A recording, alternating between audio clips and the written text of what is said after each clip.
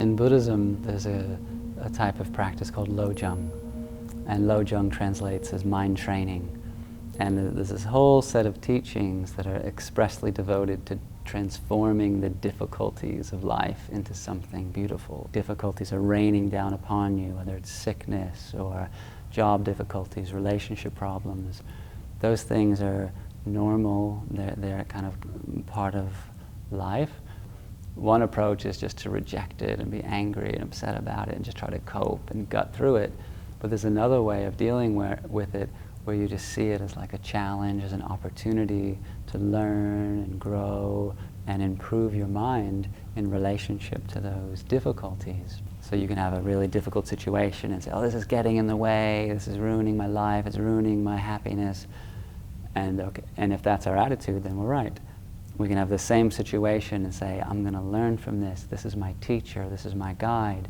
And we embrace it, what is, because it is, and we use it, then we can transform and become, someone who's more compassionate, more loving, more patient, more wise.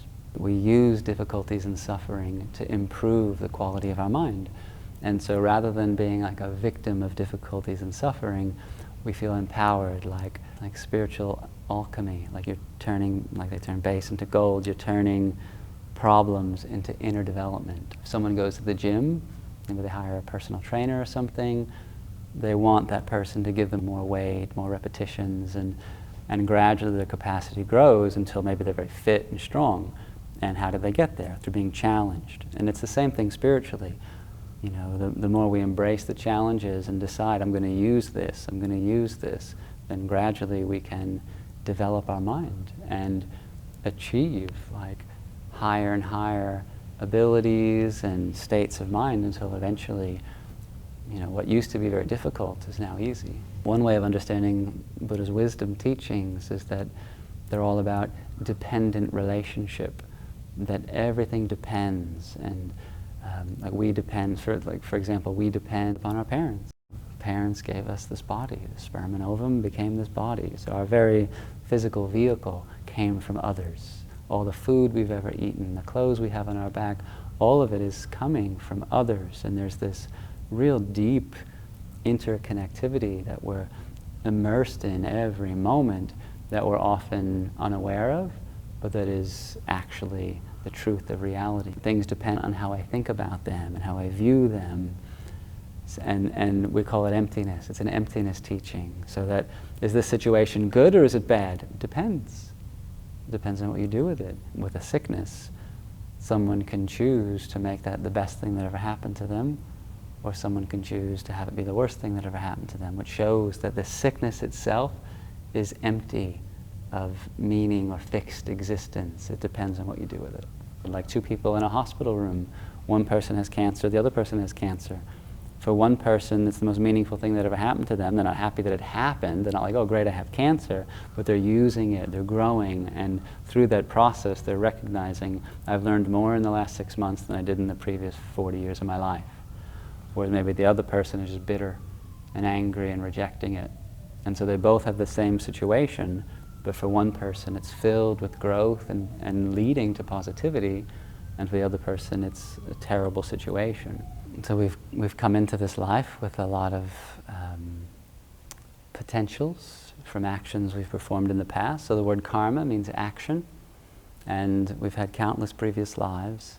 In those lives we've performed countless actions, each of which has left a mark, so to speak, on our consciousness. Virtuous actions lead to good karma, and then positive experiences, and then negative actions lead to painful experiences. And so when we're going through something, really it's an inner experience. Like let's say if you're feeling some negative feelings, we say there's some negative karma ripening. And usually what we do when negative karma ripens, like some bad feelings come up, we get angry. And we start thinking in way of, like either self-pity or blaming or criticism. But then what does that do?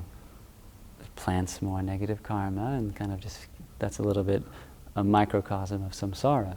We respond to negativity with negativity and we keep the ball rolling.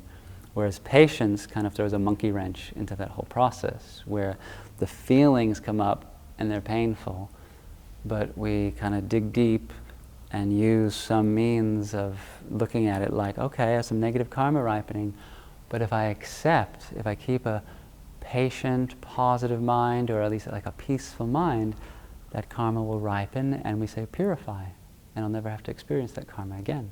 And you can feel really happy. All the suffering is like, oh, okay, I'm purifying that karma. It's like paying off a long-standing debt. That's gone, that's gone. And the more we believe in and use karma, then in that way the easier it is to purify by practicing patience. It's very helpful to know the difference between repression, which is kind of dangerous, because you're pretending, you don't actually see things, and you don't learn from them, you don't grow. And patience, which is very honest, like, okay, this is what I'm feeling, but this is the direction I'm choosing to go with this situation. Repression is when you have some pain in your mind, or you're rejecting something that's happening, but you're pretending that you're fine. Maybe you're pretending to yourself, maybe you're not even aware that you're actually quite angry and resentful, and maybe you're pretending to others and you're smiling, but inside you're not happy. Whereas patience, the practice of patience, is acknowledging, being really honest, like brutally honest.